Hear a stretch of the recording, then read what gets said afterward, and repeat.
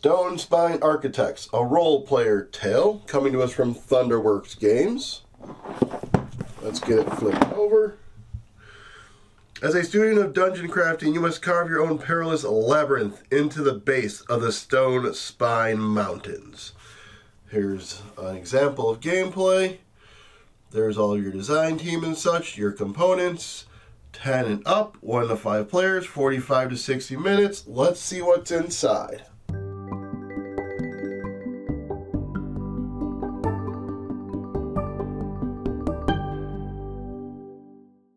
Alright, we got a catalog. I always like looking through this, see what we all have.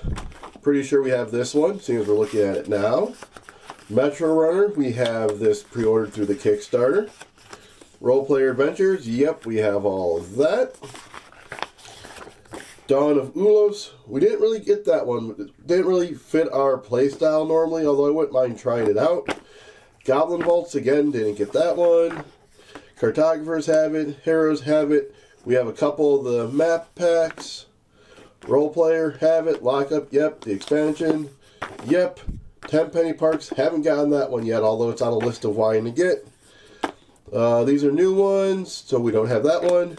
We've played this one. This is going to be one to get. That was really fun. And the big box, we have it. Alright. Now we have us a rule book. Let's take a gander. You have your whole introduction story, your overview. Here are all your components. You got chamber cards, blueprint cards, market cards, tracking board, challenge cards, gold cards, market tokens, dungeon frames, doorway markers, tracking markers, 9 Yale cards, not quite sure how to pronounce that word, 10 reference cards, and a score pad. Here is the game setup, and you'll see different setups based on player count. You have how the chamber cards are read, how the blueprint cards are read, your game terms, how to play, a couple of 2-player exceptions, how to place your chamber cards, the improvement phase, final scoring, an example of scoring. Here's your solo play, the gameplay changes, solo final scoring, and then you have all your different icons here on the back. And again, the credits.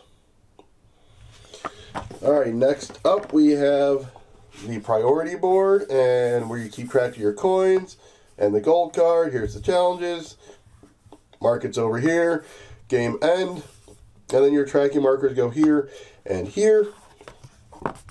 On the back side, you have your solo board. Next up, you have your score pad, as such. That looks like that's the solo side of the score pad and the multiplayer side of the score pad. Now we got a really cool insert in here. You have this, which holds all of your tokens.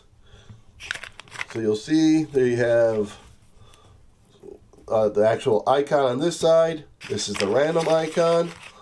And what I like about this is you'll see the little square icon there. It's because the square tokens go there. So as you can see, these are also different icons I believe are found on the card, so this can help you get your goals and whatnot. If you're interested in how all that works, stick around for the how to play. That'll be after I show you all of this. So now you have your oval tokens. So again, has one icon on the back, so you don't know what's on the other side. And then a variety of things. It looks like monsters, stairs, and whatnot. Let's get those put back. And then you have your round guys, little roundy rounds. We got barrels and gelatinous cubes, it looks like, and slimes and chests, which might be mimics, you never know. And let's get all that. Oh, there's some that have, looks like points on them. Alright, so there are those tokens. These are cards. I'll get these laid out here in a minute. These are your dungeon frames. So you'll see they can kind of just boop together. So you have your 4 spots. So you have all of your dungeon frames in there. you have your tracker discs in the colors. So you have your green, your red, blue, yellow, and black. You'll notice they each have a different icon on them. Next up in here, you have your gates in each of the colors. And what's cool is on the bottom of this, they actually have the little icon for gates to let you know that's where those go. So for the cards, this is the promo pack that we got with it for Kickstarter in it. These are your solo cards. Let's just look at these really quick. So I've not looked into the solo play yet, but these are the cards that you'll be using for said solo play. There we go. Then I have mine set up that this is all the setup type of cards, and these are all of your chamber cards, like such. So let me get these going for you, and I'll show you those here in a second. Alright, so let's look at those cards. So first off, you have player aids. There's 2 per player. You have final scoring. You have the list of icons. So you have 5 of those. Then you have 5 of these, which shows your play sequence and the setup reminder. Next up, you have your blueprint cards. Each person gets one of these face up at the beginning of the game. It shows you a few things. It shows where your entrance and exit's going to go, and then what they want you to have in each row. So basically an end of game goal and guidelines for how they want you to build your dungeon. And then depending on how many you accomplish is how many points you get at the end of the game. So again, those are your blueprint cards. Next up, you have these. These are the market cards. These are going to be getting dealt up during the rounds, and you're going to be putting square icons or oval icons or round icons on them. And when you go to the market phase, it dictates what you can buy and for how much. So you can buy this row for 7 or this one for 3. And there's a variety of values and shape combinations. And again, these are tokens that you're going to be using to put into your dungeon to help accomplish goals such as your blueprint, because you could buy a treasure chest and put it there. You can buy a gelatinous cube and put it in that location. So that would be the instance of what those are used for. Next up, you have challenge cards. These come out every round, and you'll be claiming them at when you pass during the market phase, except for in the final round of the game. And these are going to be ways that you can get points. So this instance is gain 3 reputation for each reputation star and each treasure chest in the 4 central chambers of your dungeon. Alright, so you have a variety of these. Let's go through these really quick.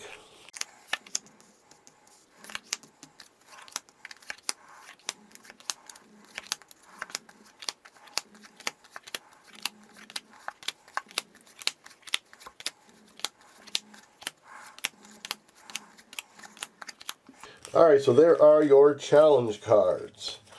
Next up, we have the goal cards. These you'll get dealt at the beginning of the game, and these are going to be your goal for the whole game. So for this instance, this wants you to have the most goblins in your dungeon. You get 15, 9, or 5 points. Then you have the treasure chests, gnolls, pair of identical traps, kobolds, have the most pairs of slimes and oozes, most slimes, and most oozes. I kept calling them gelatinous cubes. I guess they're oozes in this game. Next up, you have your chamber cards.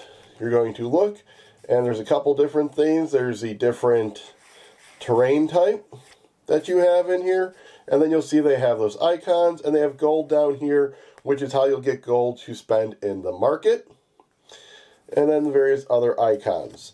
So let's speed through these really quick. There are 100 of them.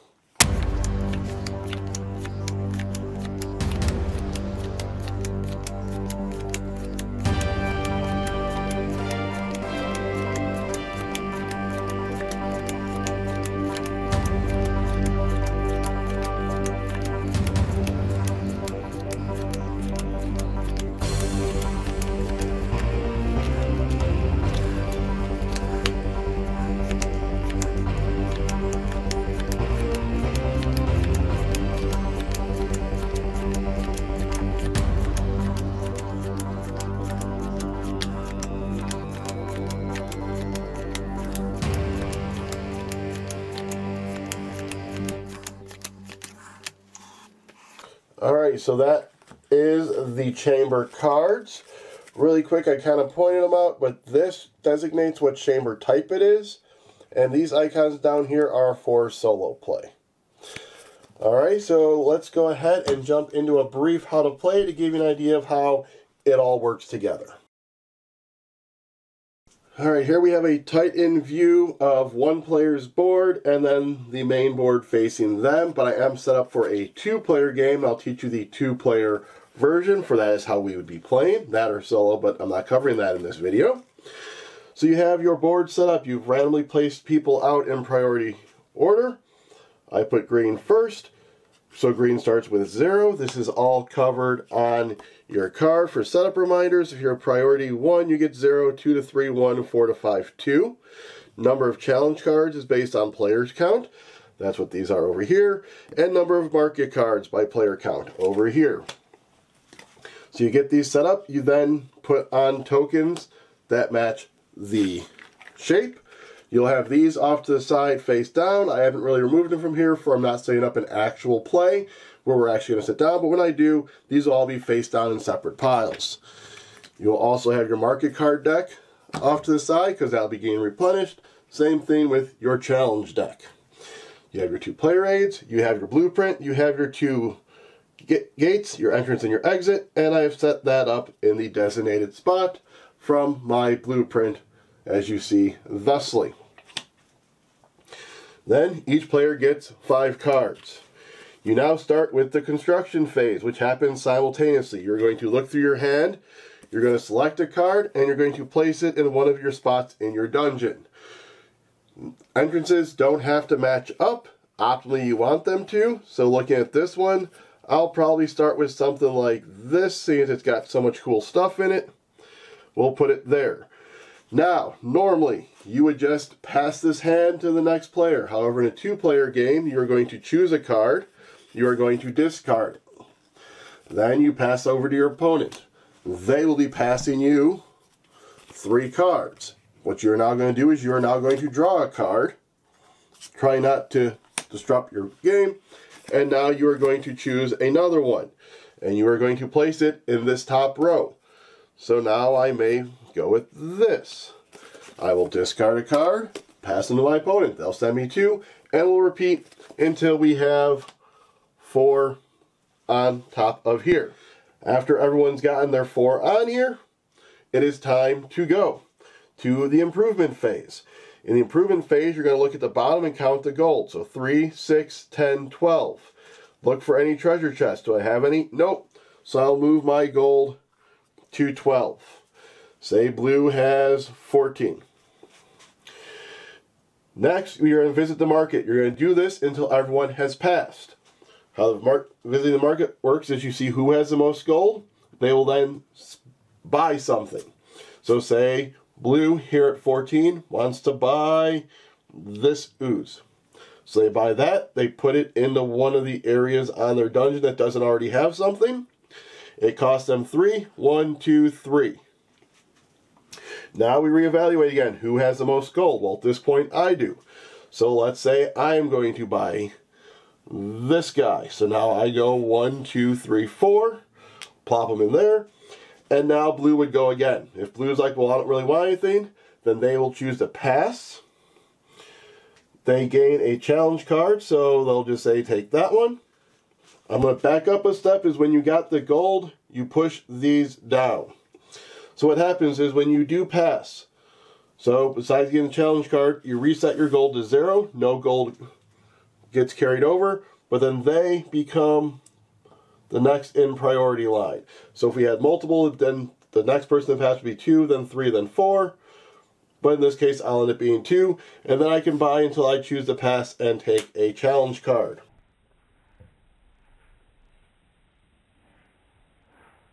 You basically repeat that over the 4 turns. In future turns, however, when you place a dungeon card down, you cover up the gold, and only the gold that is showing will count.